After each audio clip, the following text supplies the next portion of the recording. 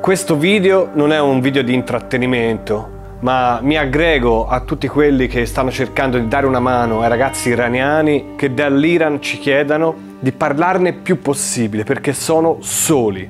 Questa volta sono veramente soli. In questo momento gli unici alleati del governo iraniano sono i cinesi e si sa che tra dittatori si parla molto meglio e quindi non ha nessun interesse la Cina a tirar giù il mullah, perché sarebbe molto più difficile fare affari con una democrazia. Innanzitutto, cosa sta succedendo? Questo me lo raccontano i ragazzi che per ora hanno ancora un pochino di possibilità di navigare su internet, non perché gli viene permesso, ma grazie alla VPN. È un modo per poter scavalcare questo spengimento della rete e arrivare poche ore al giorno a chi è fuori. E loro adesso ci chiedono un aiuto di parlarne perché sono soli. Sono 44 anni che la mia gente sta protestando per la libertà. Ogni volta viene picchiata, arrestata, uccisa. Abbiamo solo bisogno di essere sentiti. Vi prego, siate la nostra voce. Grazie. Per soli intendo che vanno in strada a morire a decine, centinaia. I numeri che ci arrivano sono fasulli.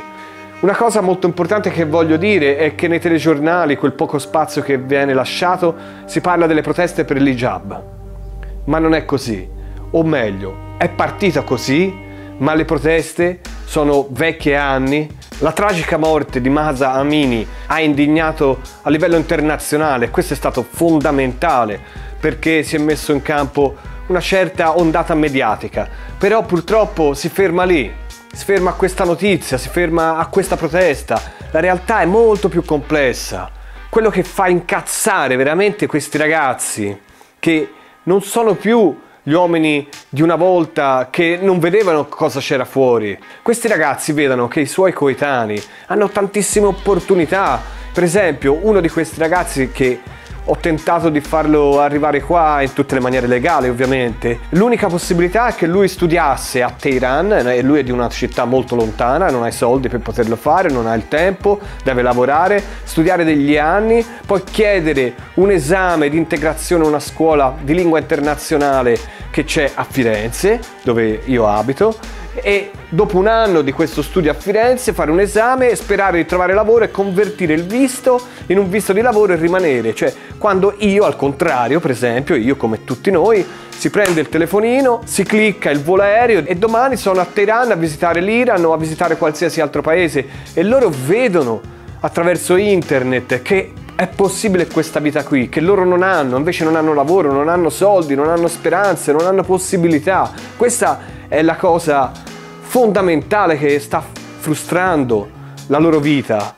Un altro aspetto che li fa veramente arrabbiare, sempre a livello economico, è che loro ci raccontano: ma noi abbiamo materie prime come petrolio, il gas, esportiamo dei prodotti unici, per esempio nell'alimentazione, come i datteri, il caviale, abbiamo una delle più grandi storie umane, culture, paesi bellissimi da visitare, rovine, storia. Cioè, ci sarebbe un turismo, se fosse uno stato aperto, incredibile, che porterebbe benessere a tutti quanti. Com'è possibile che noi vediamo sotto i nostri piedi tutta questa ricchezza, tutta questa potenzialità e dobbiamo essere succhiati dalle aziende straniere? Perché è così, perché le aziende straniere vanno a fare business in Iran e i ragazzi hanno stipendi poverissimi quando hanno lavoro.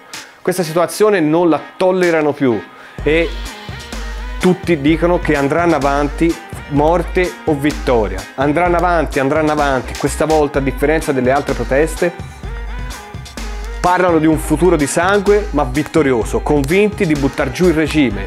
Non è solo la battaglia per l'hijab, non è quella la loro vittoria. L'altro macro motivo, ovviamente, è la libertà. E la libertà è un po' quella che dicevo anche prima, di non poter uscire dal proprio paese, la libertà di poter intraprendere una carriera all'estero, E poi ci sono le libertà interne, ovviamente. E quello che posso io riportare, per esempio, un esempio su tutti, è che magari per me forse è stata anche affascinante, però per loro è allucinante pensare che per fare una festicciola abbiamo preso delle macchine, ci siamo allontanati decine di chilometri dalla città, nel mezzo al deserto, abbiamo messo la musica a tutto volume, hanno tirato fuori vino, grappa, una festa come da noi è legittimo farla ovunque. Loro sono obbligati ad allontanarsi con tutti i rischi del caso e poi vedevi mentre si tornava in città piano piano abbassare il volume della radio in macchina, perché anche il volume non lo puoi tenere alto, è proibito, rimettersi piano piano il velo, e questa è una vita che loro non possono più accettare. E ovviamente la possibilità di esprimersi sia con il corpo che con le parole, questo per loro è impossibile, e anche questo per loro non è più accettabile. L'Iran è sempre visto come un paese pericoloso e oscuro. Questo è frutto di due cose: di un regime religioso, quindi una minoranza che comanda tutto il popolo, e una propaganda a cui andava bene questa immagine, che è sempre stata la propaganda americana e poi di conseguenza filo-occidentale. Ma la realtà di questo paese, appena si arriva, è totalmente opposta. È un paese colorato nei suoi sorrisi. Appena arrivi, tutti ti regalano aiuti, ti invitano nelle loro case, mi hanno pagato di tutto e di più nonostante la sua povertà. Faccio parte di moltissimi gruppi che si occupano di dare consigli, di riportare le loro esperienze. Ci sono viaggiatori che hanno viaggiato in lungo e in largo in tutti i continenti e tutti riportano sempre le solite impressioni, la solita esperienza avuta in Iran, cioè che sia il paese più generoso, ospitale che abbiano mai visitato. Inoltre ho girato con una compagna, quindi una donna, e sono stato in tutti i luoghi, di notte, di giorno, piccole città, grandi città, deserti, da nord a sud, a est, ovest, mai avuto la minima sensazione di pericolo, mai. Non sono neri loro. Sotto quell'hijab tante volte mi è capitato una ragazza che mi ha fatto vedere il taglio punk, oppure mi ha fatto vedere i capelli corti, biondi, neri. Dovete andare a vedere, prima del 79 non era molto differente da noi.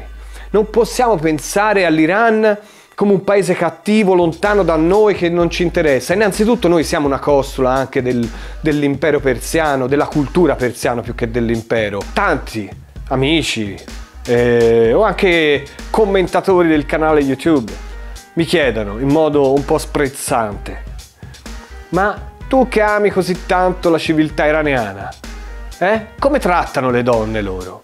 Rispondo sempre in questa maniera: che prima di pensare a come trattano loro le donne, ricordiamoci che noi in Italia ammazziamo una donna al giorno.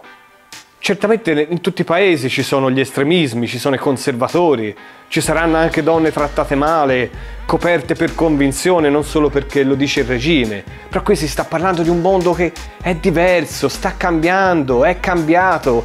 Non si può parlare di una minoranza perché ci fa comodo rappresentare l'Iran così. Nelle famiglie normali le donne della famiglia sono ascoltate molto di più che da noi, rispettate, 1000 attenzioni per la mamma, per le sorelle. Io questo posso riportare. E chiudo dicendo che non c'è felicità piena nell'amore, nella famiglia, nei propri studi, propri sport, proprie passioni, se non è condiviso intimamente da una sensazione di libertà che loro, questi ragazzi, non hanno. Viva la libertà e buona fortuna, perché ce ne vorrà tanta. Viva l'Iran.